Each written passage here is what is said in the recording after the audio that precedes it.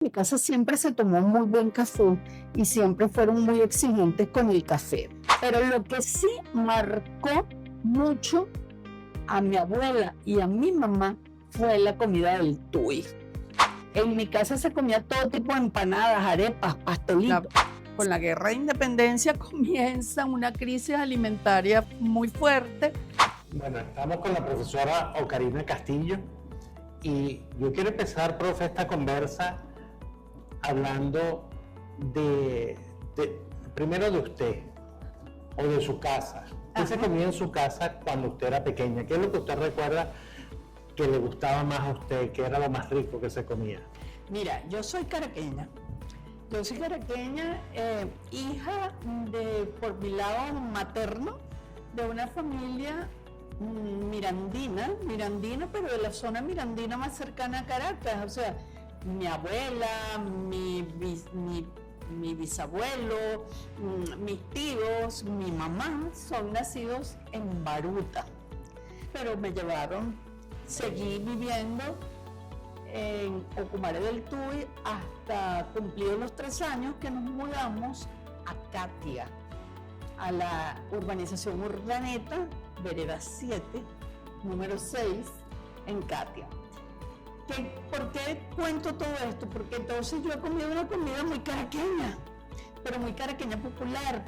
Pero por supuesto que es muy caraqueño popular, condimentado o muy marcado por las cosas que se comía en la Baruta de esa época. Por supuesto, mi bisabuelo estaba muy vinculado a las haciendas de café, estaba muy vinculado a las haciendas de café de Latillo y estaba muy vinculado a la siembra de cítricos propios de esa zona entre Baruta, La Trinidad, el Latillo. Y a multitudes frutales pues, que se daban en esa zona, pero sobre todo estaban involucrados en el negocio del café y de las haciendas de café, lo cual quiere decir que en mi casa siempre se tomó muy buen café y siempre fueron muy exigentes con el café. Genealógicamente los antecesores de mi bisabuela materna eran isleños. Entonces me imagino que tenían algunos sabores y algunos gustos propios de esos canarios que vinieron a trabajar en la zona rural de Latillo y de Baruta. Pero lo que sí marcó mucho a mi abuela y a mi mamá fue la comida del Tui. Y eso me ha permitido a mí comprender algo que no está suficientemente investigado, que no está registrado, que no está suficientemente documentado, salvo unas páginas maravillosas que escribía un señor que era cronista de los valles del Tuy, que es que en el Tuy hubo una gastronomía, unos sabores, una manera de preparar las cosas muy particular y muy del Tuy. Y en esa manera de preparar las cosas y cocinar las cosas del Tuy, se mezclaban la herencia negra propia de los valles del Tuy con la herencia también de migraciones. También allí llegaron canarios en condiciones agricultoras, y bueno, y con migraciones españolas en general, y entonces ahí se dio unas fusiones muy importantes. Cuando tú me preguntas qué comía yo en mi casa, yo comía caraqueñísimo, pero comía caraqueñísimo popular. Yo nunca comí una polvorosa de pollo, jamás, pero sí comí mucho asado negro.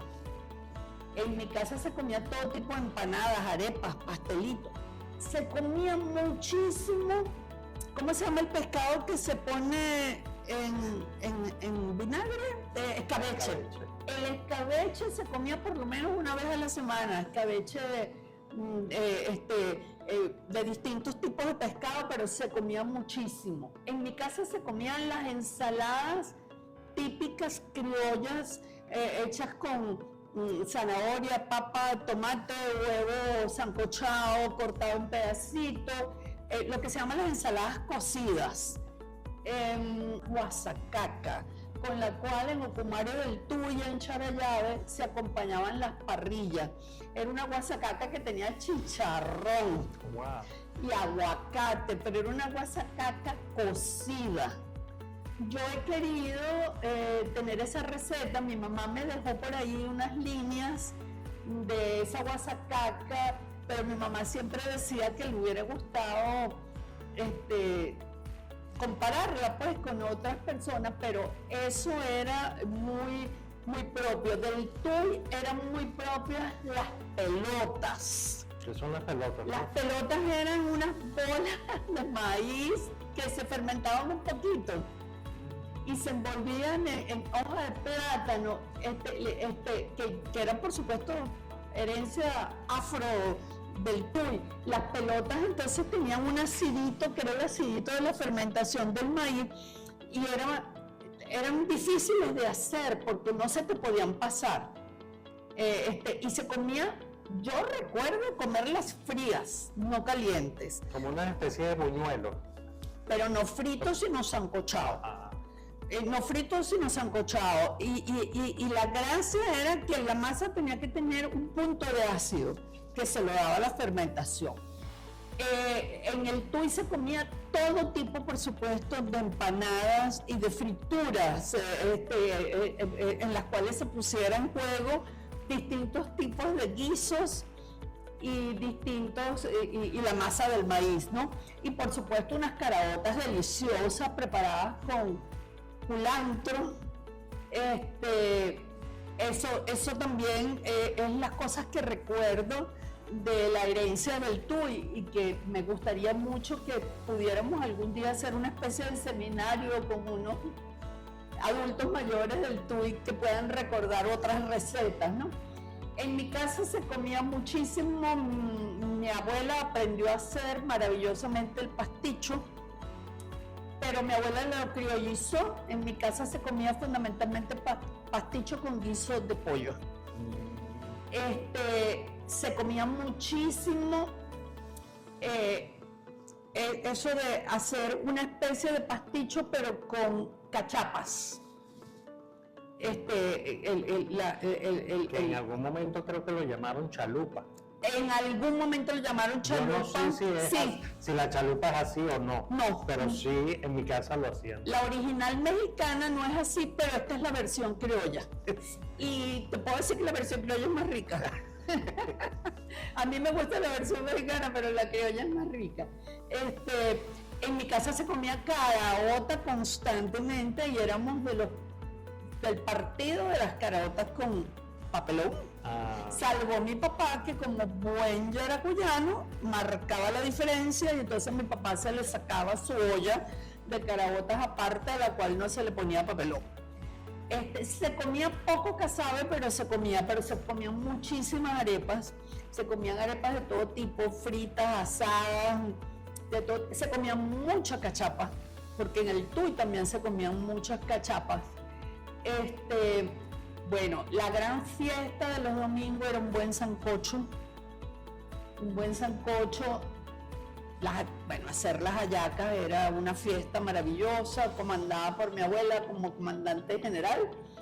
En mi casa se comía muy bien. Yo tengo una niñez y no te quiero contar en los postres. En mi casa se comía todos esos postres. Una jalea de mango que sigo extrañando todos los días de mi vida, desde que no está mi abuela, desde que no está mi mamá. Extraño esa jalea de mango. Se comía todos esos postres, arroz con coco, majarete, todos esos postres hechos con coco. Mi mamá era fanática del majarete y le quedaba muy rico. Cuando entraron las gelatinas y se hicieron famosas en mi casa, en todas mis fiestas de niña, se comían gelatinas de colores y gelatinas de esas que se preparan en leche. Y por supuesto se hacía mucho chantilly, se hacían muy buenos quesillos. Yo recuerdo los tequeños desde muy niña. Yo no sé en qué momento llegaron los tequeños a mi casa, pero en mis fiestas, en mis piñatas, en mis cumpleaños, recuerdo los tequeños. Los bollos de hallaca son lo mejor. Creo que la mitad de la familia prefiere los bollos por encima de las hallacas. Y a los bollos de mi casa se le pone un toque de dulce. Ay, no, yo comí muy bien de niña, muy bien. Esa estadía o vivencia en Baruta, quizás hoy no nos damos cuenta, pero Baruta era la zona rural de la Caracas de ese momento. De hecho, cuando ustedes van y pasan el túnel de la Trinidad y empiezan a bajar hacia la Trinidad, hacia Caracas, que Baruta está a la derecha, allí hay como una plazoleta que dice: bienvenidos a la Trinidad, ciudad satélite. Todavía está la valla. Está todavía, si no la han visto, vayan, agarren el túnel de la Trinidad, bajan y de frente se van a conseguir un aviso que dice: bienvenidos a la Trinidad, ciudad satélite. Y fíjate, Juan Carlos, que lo que estás diciendo es muy cierto. Yo tengo desde el año 2003 viviendo en el Hatillo. Para mí ha sido una experiencia muy particular, muy especial, viniendo de esas raíces que te conté, volver después de adulta y grande a vivir en el Hatillo y reencontrarme con el Hatillo, que estaba en mis recuerdos de niña como una zona donde se iba mucho a las fiestas, porque tenía unas fiestas patronales muy bonitas siempre. Y es que el Hatillo es otra cosa. Tú lo acabas de decir. El Hatillo y Baruta era parte de las adyacencias rurales, donde se producían muchas cosas que se vendían incluso en el mercado más importante de Caracas. Pero también allá hay unos patrones y hay unas cosas que están, como todo en estos tiempos, en pleno movimiento y fusionándose con muchas cosas. Pero el Hatillo tiene unas corrientes gastronómicas muy interesantes. Pero primero tuvo el mejor café de toda Caracas, fue el café que se cultivó en el Hatillo. Algo de eso queda, muy poco, por desidia, por falta de visión, por muchas razones, pero algo queda. Tiene herencia también, herencia africana parecida a la del Tuy. No nos olvidemos que el Hatillo tenía comunicación directa con el Tuy, con Santa Lucía sobre todo. Entonces, esa vinculación de sabores, productos, agrícola y comercial entre los valles del Tuy y el Hatillo fue muy importante. Hasta se llegó a construir una especie de ferrocarril que terminaba saliendo en Petare. Entonces, allá hay una herencia también de platos que eran platos de origen africano, que probablemente eran platos que vinieron de esa influencia de los valles del Tuy. Hay, por ejemplo, una cosa que se llama el pan de chepe, que se consigue mucho en el Hatillo rural, que es un pan dulce, muy especial, con especias, marroncito, que cuesta conseguirlo. Hace unos años nosotros hicimos una especie de festival de pan de chepe y logramos que la gente que todavía en la zona de Turgua hace el pan de chepe, lo hiciera, y vendimos pan de chepe en la Plaza del Hatillo. Pero a eso se le suma la gran impronta de la migración portuguesa, que en el Hatillo es grandísimo. Entonces, el Hatillo hoy en día es una mezcla de muchos sabores y de muchas influencias, y muy interesante, así como lo es también en su cultura popular, en sus manifestaciones folclóricas, todo eso. El Hatillo es una zona muy rica, muy variada y con mucho movimiento intercultural.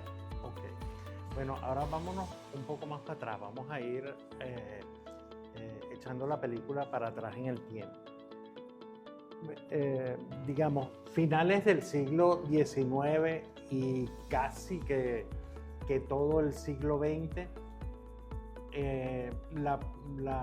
digamos, lo que es la mesa pública o digamos, los restaurantes que comenzaban a aparecer en esa Caracas, digamos, de 1900 hasta 1970 u 80, eran tenían una marcada influencia francesa, ¿no? También tenían algo de alemán y algo de italiano, pero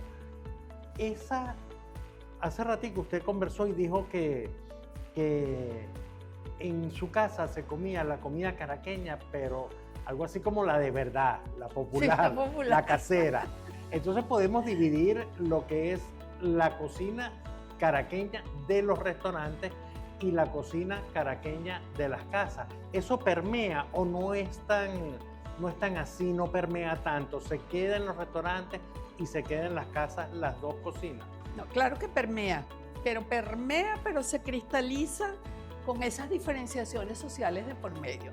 Fíjate, yo vivía en Catia, yo era hija de un obrero que manejaba un autobús que recorría la línea Catia-Chacaíto.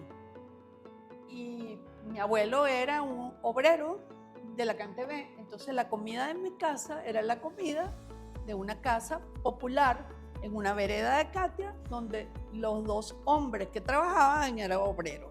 Entonces la comida de mi casa era una comida totalmente popular. ¿Permeaba? Sí, permeaba. Cuando te digo que se hacía chantilly, era porque, además, en los años 50, cuando comenzó la cocina de la televisión, mi abuela no se perdía un solo programa de La Perfecta Ama de Casa, ni se perdía un solo programa de Las Morochas. Y cuando Las Morochas o La Perfecta Ama de Casa empezaron a hablar de la salsa bechamel, pues mi abuela empezó a practicar hasta que le salió perfecta la salsa bechamel. Y por supuesto que cuando mi abuela se enamoró del pasticho y decidió que su pasticho era de pollo y con salsa bechamel, es porque quería mezclar cosas y técnicas y sabores. Entonces, de que permeaba, permeaba, pero indudablemente que la diferenciación social es un proceso importantísimo. No pueden ser los mismos mis recuerdos de una familia obrera que los que puede haber tenido la gente que vivía en los caserones del Paraíso o de la gente que vivía en lo que para ese momento era el inicio del Country Club o de la Castellana, o la gente que de alguna manera estaba involucrada con los altos niveles económicos y sociales de los años 50.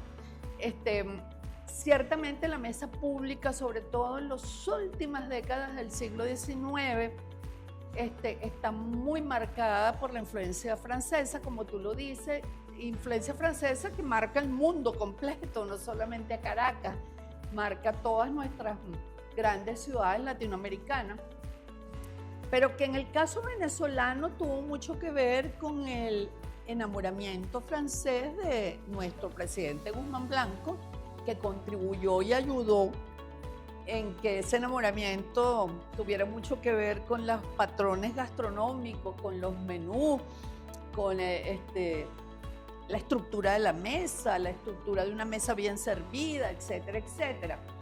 Y eso se conservó, como muy bien lo dice nuestro amigo Alberto, eso se conservó en las cartas de los diferentes restaurantes hasta bien entrado el siglo XX.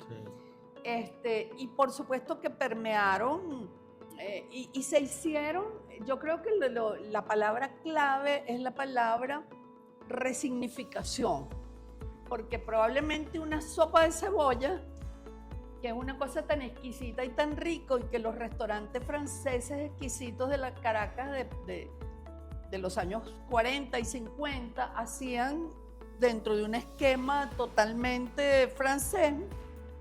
Bueno, las amas de casa empezaron a hacerla en sus hogares y ocurre allí una resignificación donde, bueno, mucha cebolla, podías utilizar probablemente hasta un cubito o algún consomé que tenías en la nevera, y lo importante era que eso tuviera una rebanada de pan con un poco de cualquier queso que gratinara sabroso.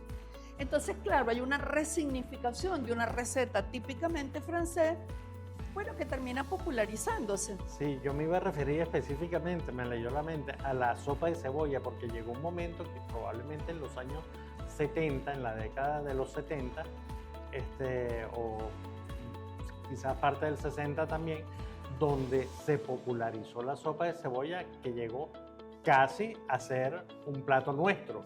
Hemos debido agarrárnoslo porque la sopa de cebolla es demasiado rica. Demasiado. Después entró como en un, bueno, no sé, en un... hoy en día la Pasó sopa la moda un poco. de modé, lo que diría Alberto Veloz, está de modé la sopa de cebolla, pero... Ahora es el ramen. Ahora es el ramen, exactamente. La sopa de cebolla se hacía hasta en las fuentes de soda, en cualquier sitio se conseguía sopa de cebolla. Te voy a decir una cosa que nunca le he dicho públicamente, jamás. Cuando yo empecé a estudiar en la universidad, bueno, pensé que era el momento de que aprendiera a cocinar algunas cosas, ¿no? Ponle, tú tenías 18 años, algo así. Y yo compraba una revista que tenía unas recetas de cocina buenísimas que se llamaba Buen Hogar. Yo compraba la revista porque me parecía que ya era hora de que aprendiera a hacer algo en la cocina. Y la primera receta sacada de una de esas revistas que hice para invitar a comer a mis compañeros del equipo de trabajo de la universidad, que los invité a comer a mi casa, fue una sopa de cebolla. Me compré incluso los platicos de barro para hacerlo en el mejor estilo, genuinamente, ¿no? Los platicos de sopa, compré 6 platicos de barro para hacerlos allí y todo. Es verdad. Y yo creo que en algún momento la sopa de cebolla nuestra llegó a ser mejor que la de París. Bueno, sí, probablemente. Porque le metíamos todo ese sabor caribeño, todo ese calor caribeño a la sopa de cebolla. Ok, vayamos más atrás y dejemos de Guzmán Blanco para atrás. Bueno, todo ese siglo fue, bueno, de pugnas, de peleas, de luchas, de guerras, ¿ok? Y me imagino que la cocina, la gastronomía, la comida no estaba al margen de esa precariedad. ¿Pudiera ser todo ese siglo un siglo de la cocina de la precariedad, de la cocina de la guerra, de lo que quedaba? Sí, lo fue. Ciertamente, por la manera como se cuenta la historia entonces toma los elementos políticos, militares, otros temas. La heroicidad. Las heroicidades, exactamente, pero lo cierto del caso es que con la guerra de independencia comienza una crisis alimentaria muy fuerte que se lleva por delante haciendas, unidades productivas de distinto tipo, haciendas de cacao, haciendas de caña, se llevan muchas cosas y de alguna manera todos los circuitos internos de distribución y de comercialización se ven trastocadas por la escena militar, pues, ¿no? Pero eso no se acaba con, bueno, tenemos casi 30 años de guerra de independencia y de actividades bélicas, pero con la separación respecto de la Gran Colombia y con nuestra Constitución de República de Venezuela en 1830 no se acaba, porque queda el impacto de eso, queda todo el impacto de la mano de obra que se fue de las unidades productivas, queda todo eso, pero además muy rapidito estalla la guerra federal. Y además hay una cantidad de conflictos, los protagonismos militares, los conflictos que tienen que ver con los diferentes caudillos. Fíjate que lo que nos salva de tanta precariedad y de la crisis de las grandes unidades productivas es la comida producida conuqueramente. El conuco. ¿Y qué es lo que está en el conuco? El maíz, el plátano, el topocho, los granos, las raíces y los tubérculos. Y eso es lo que nos salva. Mientras no hay cacao, y mientras la caña también siente el impacto, mientras se hace difícil, bueno, los conucos que atendidos por mano de obra familiar continúan allí y en cada conuco hay por lo menos una uyama, unas raíces de yuca, alguito, unos tendrán lairén, unos tendrán un cumo, dependiendo de las variedades climáticas y dependiendo de los lugares. alguna matica, pero con toda seguridad hay una mata de plátano y con toda seguridad hay una de lechosa. Entonces, realmente, en todas las etapas de desabastecimiento que ha tenido este país, incluida la de hace muy poquito atrás, hace apenas, no sé, 8 o 9 años, nos ha ayudado mucho esa producción popular, tradicional, que permite que en una escala moderada, por supuesto no es a gran escala, en una escala moderada, pero que la gente pueda comer y la gente pueda tener ahí su auyama con la que hace de todo, porque además son productos muy versátiles. Igual te comes una crema, como te haces una torta de auyama, o te haces un puré de auyama, o simplemente te la comes sancochada. O puedes tener la yuca, o puedes tener otro tubérculo, o puedes ir con tu matica. Es decir, eso ha sido esa agricultura de la que se ha hablado tan mal, porque cuando a mediados de los años 50 se impuso el modelo tecnológico de la agricultura moderna, intensiva, etcétera, pues se habló muy mal del conuco. El conuco era como, oye, vale, como el atraso, como la cosa horrible de la que nos teníamos que diferenciar. Y hoy en día todos los agrónomos modernos y la ecología reivindican los principios sanos del conuco, no del conuco mal llevado, pero sí los principios sanos del conuco, que tiene que ver con la rotación del suelo, que tiene que ver además con la mezcla de cultivos. Esos dos siguen siendo dos principios ecológicos fundamentales para una agricultura regeneradora hoy. Está bueno, profe. Ahora sigamos echando la película para atrás y hablemos antes de 1800, que probablemente tengamos unos 3 siglos de influencia marcada por España. Y no sé si la gastronomía escapa de aquello, digamos, de lo que nosotros teníamos, de lo que traen los españoles, de lo que se unen las dos cosas. ¿Qué queda o qué se, digamos, eso fue positivo, fue negativo? Nosotros hemos debido quedarnos con nuestros ajíes nada más. ¿Cómo lo ve usted desde el punto de vista, digamos, cultural? ¿Usted está de acuerdo, por ejemplo, con eso de que claro, es un tema quizás probablemente más político, pero usted es historiadora, ese tema de que los españoles se llevaron todo de aquí y dejaron muy poco? No, yo creo que hay de todo. Yo creo que, en primer lugar, las cosas fueron, y no las podemos nosotros ni suponer, ni imaginarnos, ni nada, sino fueron como fueron. La historia es eso, el relato de lo que ocurrió. Tenemos que relatar lo que ocurrió. ¿Qué relatamos? ¿Qué ocurrió? Nosotros teníamos un territorio, unas comunidades. Siempre me gusta insistir en algo que nadie valora. Yo creo que suficientemente cuando estamos hablando de esa etapa de la que tú estás preguntando, y es la diversidad de nuestra población y la diversidad étnica de nuestras comunidades.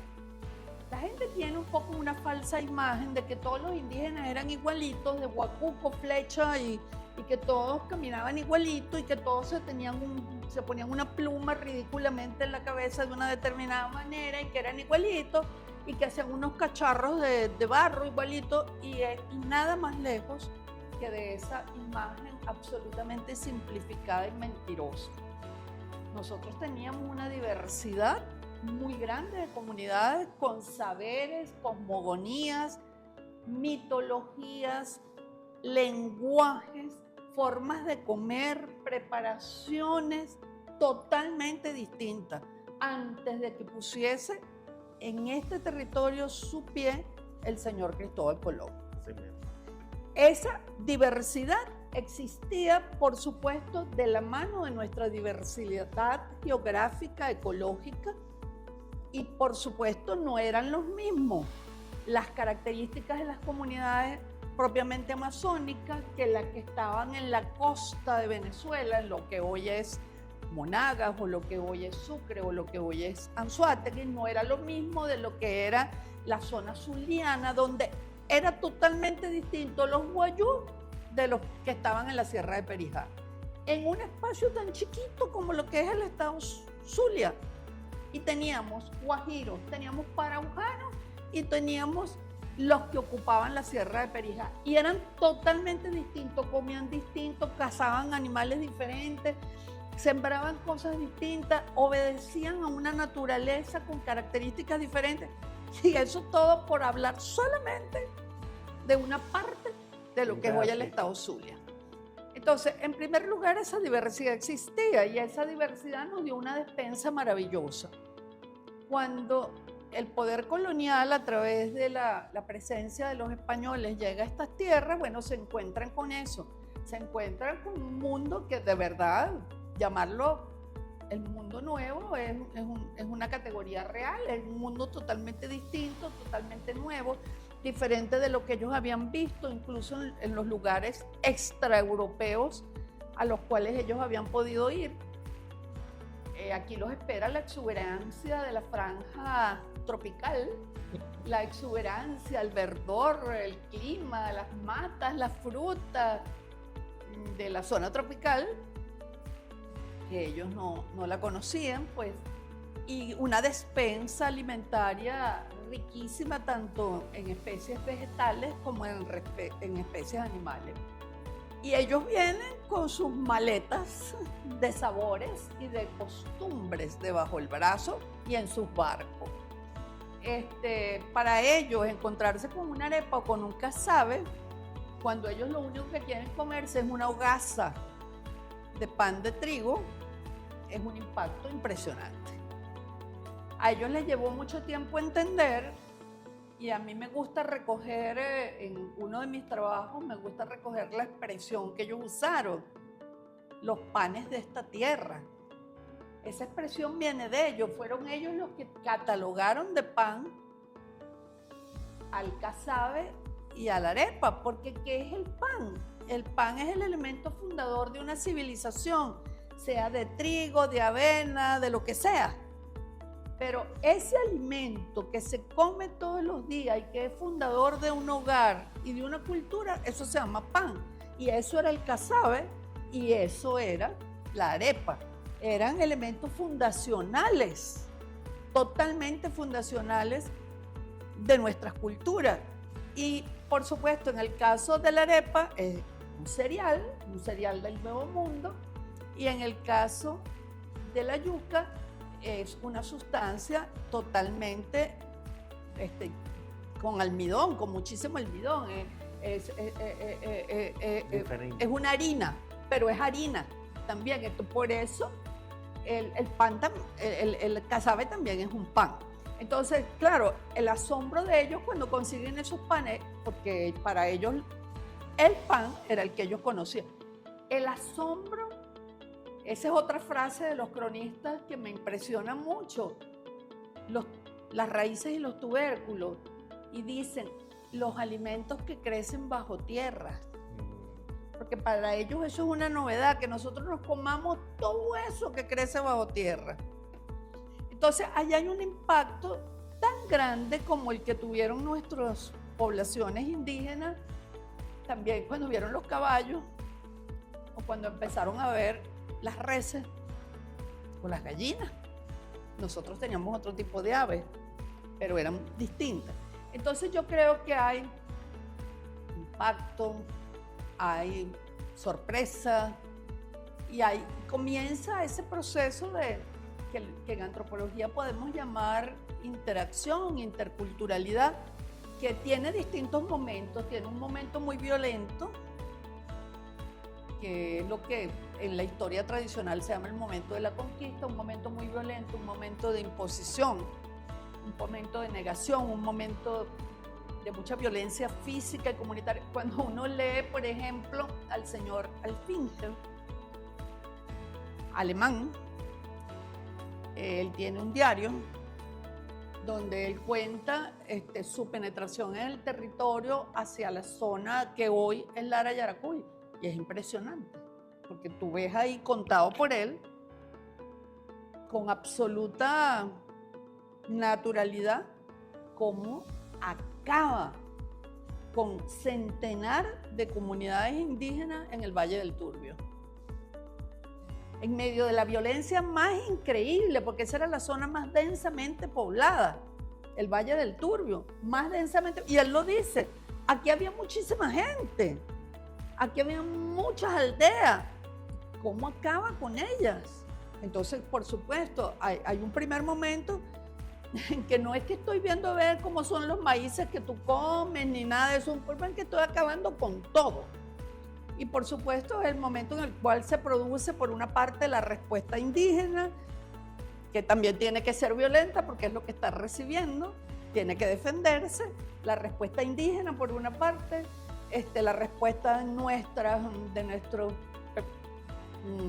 comunidades, pero también el repliegue hacia zonas distintas, pero es una época terrible, no por casualidad empieza a solicitarse la mano de obra africana, porque que esa primera etapa, dígame lo que hacen en la zona de Margarita es impresionante, cómo acaban con los indígenas, no sé qué es peor, bueno, sí sé que es peor, lo que no sé es que es más rápido, acabar con los indígenas de las islas o acabar con los placeres de perla de la región.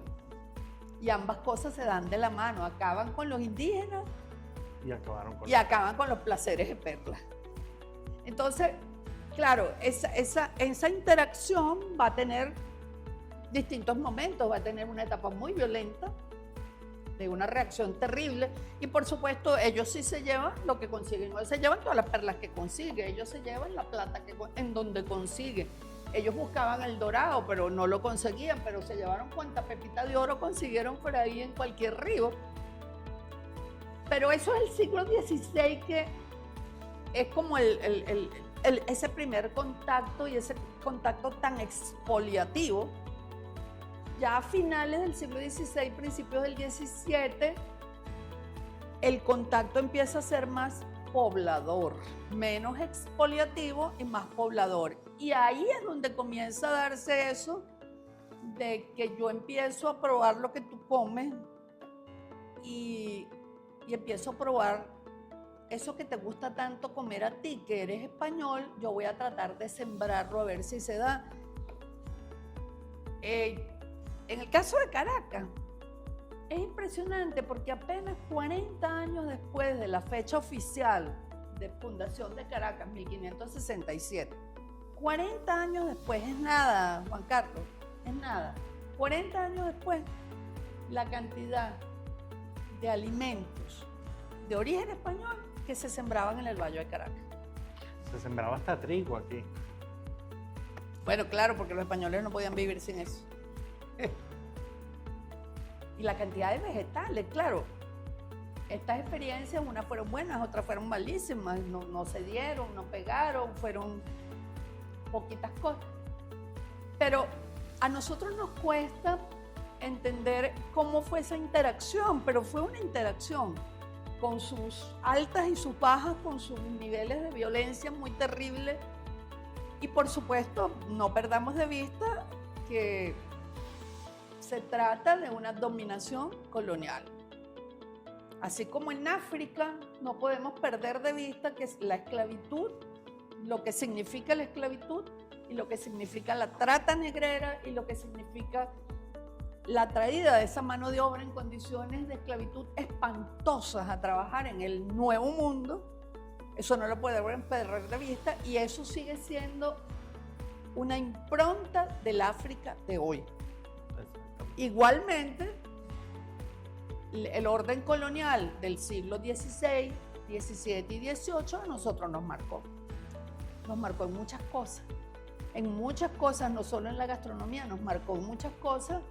Y es un orden colonial que significa un dominio de todas las facultades religiosas, políticas, jurídicas, culturales. Profe, y en el caso de Caracas, de esa Caracas de esos siglos previos a la digamos, a la independencia,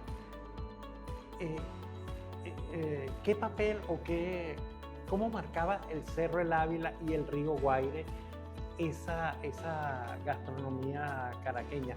Porque hoy en día no nos lo imaginamos, sobre todo con el río Guaire, que está muy contaminado, pero hace quizás 400 años, 300 años, eso era una tierra fértil, ¿no? Sí, la verdad que lamentablemente cuando vemos las descripciones de la Caracas del siglo XVII, XVIII, hasta del XIX, imaginarnos, por ejemplo, la laguna de Catia, ¿tú te la puedes imaginar? No. Bueno, yo me fui a vivir a la laguna de Catia en el año 53, me fui a vivir a Catia en el año 53 y ya me hablaban de la laguna de Catia como una cosa del Pleistoceno. Porque imagínate, nadie podía imaginarse la laguna de Catia que había estado justamente en donde estaba la gran redoma, donde salían todas las diversas vías, la que iba para los Magallanes, por Patria, etcétera, etcétera. Imagínate, cuando uno ve las fotos de los barquitos y las señoras elegantísimas con sombreros navegando en la laguna de Catia, uno no se lo puede imaginar. Igualito que cuando uno ve que el Guaire era navegable. Los baños de Petare, la gente iba a Petare a bañarse. Y a lo largo de los diferentes recodos del río, ¿no?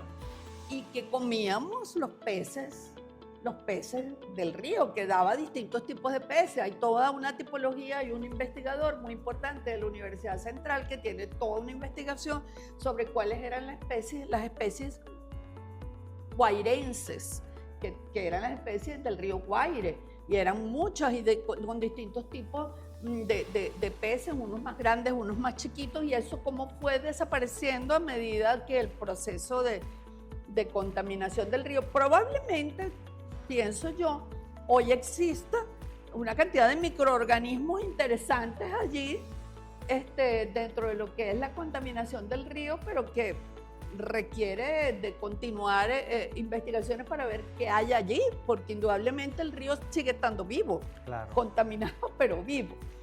Y yo sí creo que los dos grandes marcadores de la Caracas de antes fueron el Ávila, que es una montaña demasiado maravillosa y además una montaña... Bueno, a mí me sorprende cuando sé que el primer ser humano que llega a la silla es Alejandro de Humboldt.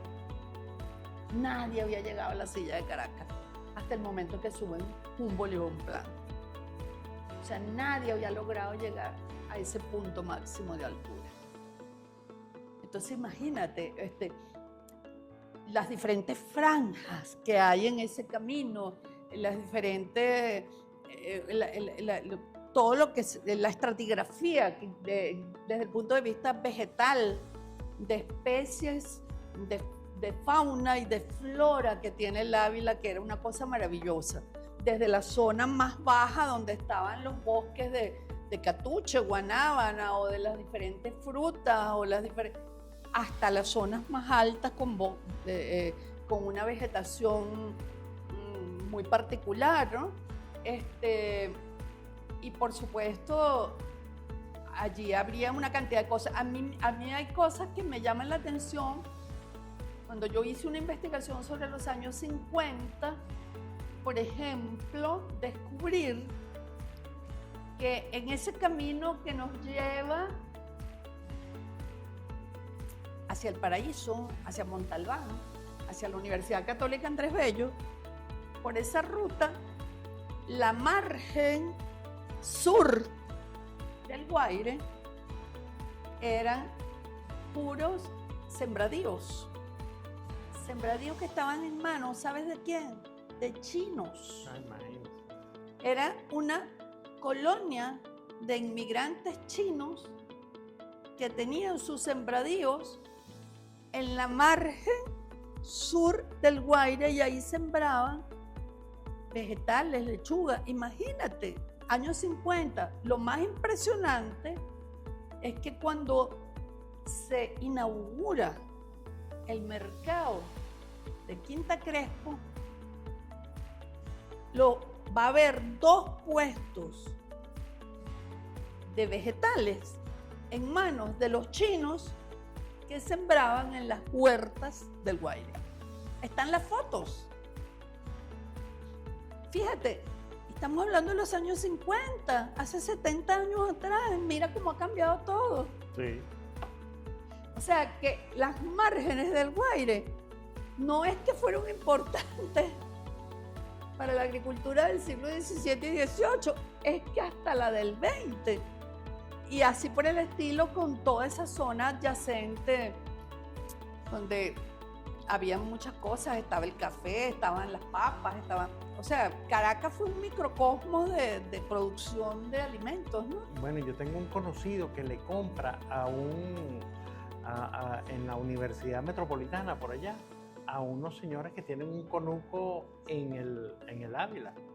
Claro, en el último pedacito ahí. En el último pedacito ahí, y me dice, bueno, los brócolis bellísimos, todo lo que ofrecen es bellísimo. Bueno, Juan Carlos, conocí hace poco, lamentablemente, no recuerdo el nombre, pero conocí a 2 muchachos que están haciendo una experiencia de sembrar champiñones en el Ávila. Y están en eso, ese es su emprendimiento. Champiñones en el Ávila, subiendo, no sé si por San Bernardino. O sea, yo creo que lo que pasa es que la modernidad de nuestra renta petrolera, la modernidad de la ciudad, nos ha hecho olvidarnos de muchas cosas que algunas todavía están por ahí. Mire, pero fue una travesura histórica. Si usted pudiera, a través de una varita mágica, sentarse a comer en una mesa con 3 personajes de la historia venezolana, y usted sería la 4ª, ¿con quién le gustaría almorzar? ¿O con quién le hubiese gustado almorzar? De cualquier momento de la historia. No importa, unos de 100 años antes, 100 años después, no importa. Mira, últimamente tengo particular interés en Andrés Bello. Entonces, uno de ellos sería Andrés Bello.